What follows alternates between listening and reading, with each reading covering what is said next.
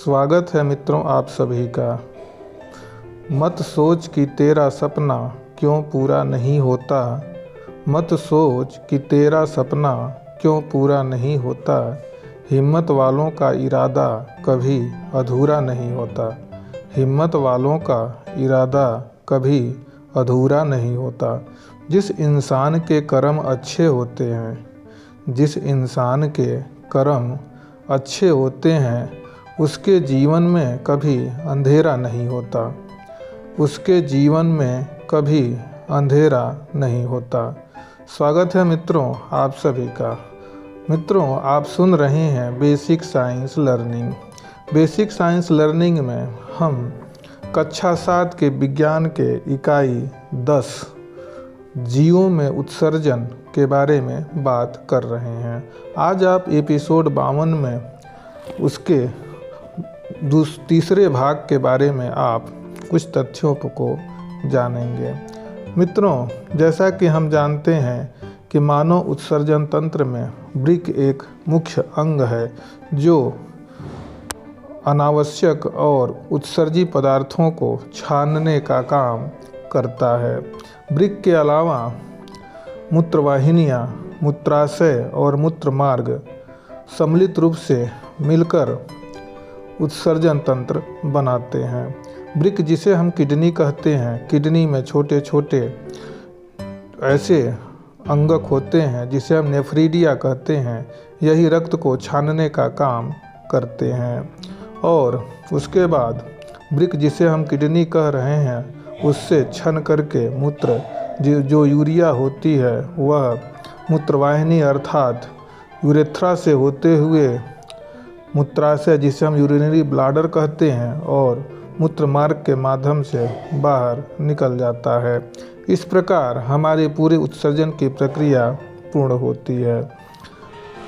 हमने यह भी बताया था कि वृक्क के अलावा भी कई ऐसे अंग होते हैं जो उत्सर्जी अंग के रूप में काम करते हैं, जैसे मुख्य रूप से त्वचा, फेफड़े, यकृत तथा बड़ी आंत।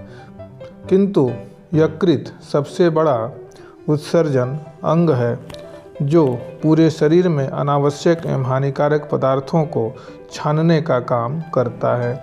आज हम अन्य जंतुओं के उत्सर्जन अंग के बारे में बात करेंगे।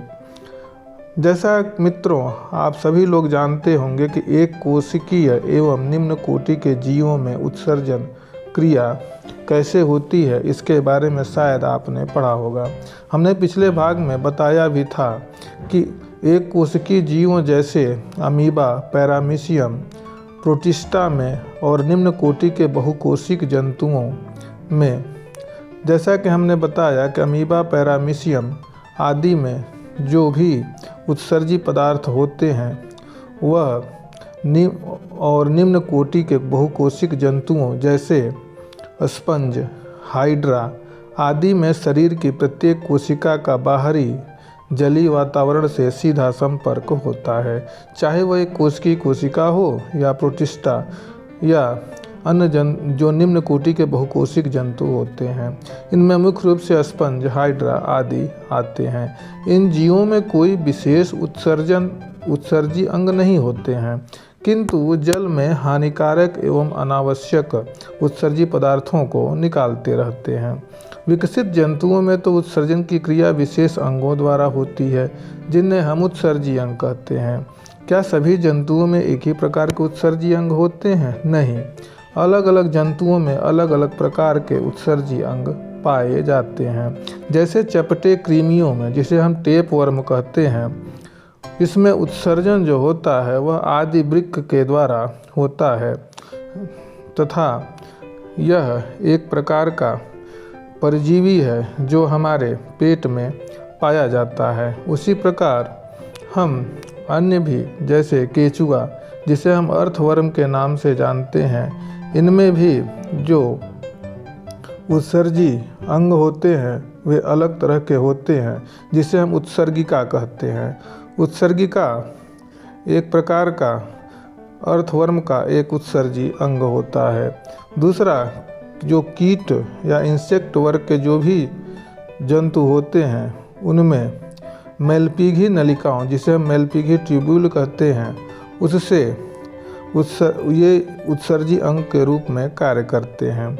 यदि हम मोलस्का के बारे में जानें, जो मुख्य रूप से ये स्पंज के अलावा जैसे सीपी, घोंघा आदि जो भी होते हैं, इनमें जो उत्सर्जी अंग होते हैं यह मेलपीघी नलिकाएं ही होती हैं। क्या सभी जंतुओं में उत्सर्जी पदार्थ एक समान होते हैं? नहीं। जैसा हमने पिछले भाग में बताया था कि विभिन्न जंतुओं में अलग अलग उत्सर्जी पदार्थ बनते हैं, जैसे अमीबा, पैरामीशियम, स्पंज, हाइड्रा एवं अलवणीय जलीय मछलियों में उत्सर्जी पदार्थ अमोनिया होता है। सीपी एवं घोंघा में उत्सर्जी पदार्थ अमीनो अम्ल होता है, जबकि हमने जैसा बताया कि हाइड्रा में जो उत्सर्जी पदार्थ होता है वह अमोनिया होता है। सीपी एवं घोंघा में उत्सर्जी पदार्थ अमीनो अम्ल होता है।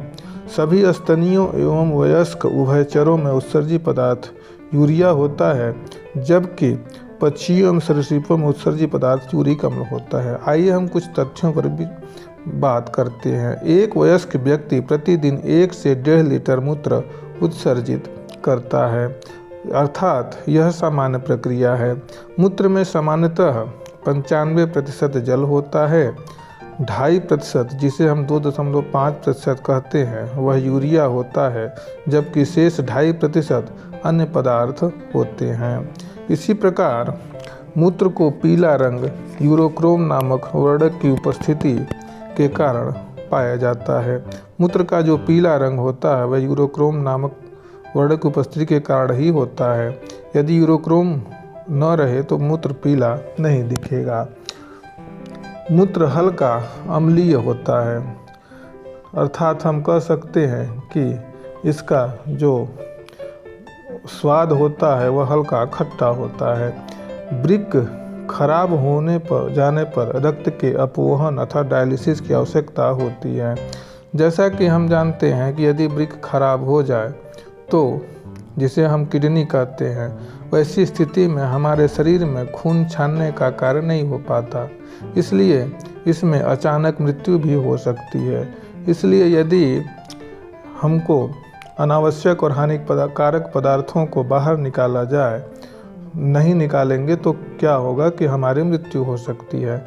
ऐसे करने के लिए हम या हॉस्पिटल में हम रेगुलर नियमित रूप से अपवहन या डायलिसिस की क्रिया कराते हैं। उसमें एक ऐसी मशीन होती है जिसमें पूरा हमारा रक्त उस मशीन में जा कर के पूरे हमारे रक्त को छानने का काम करता है और उसमें जो अन्य हानिकारक पदार्थ होते हैं उसे अलग छान कर अलग कर देता है। इस प्रकार डायलिसिस की प्रक्रिया होती रहती है। यह नियमित रूप से हमें कराना पड़ता है। यदि हम नियमित रूप से न कराएं तो हमारा खून अर्थात रक्त विषैला हो जाता है। अब डायलिसिस के आधार पर या डायलिसिस के अलावा अन्य आधुनिक तकनीकी आ गई हैं जिसे फिस्टुला के नाम से भी जाना जाता है। इससे भी हम खून को छान सकते हैं। तो मित्रों, आज के इस एपिसोड में बस इतना ही। धन्यवाद। अगले एपिसोड में हम पौधों में उत्सर्जन अर्थात बिंदुस्राव व अन्य उत्सर्जी पदार्थ के बारे में बात करेंगे। धन्यवाद।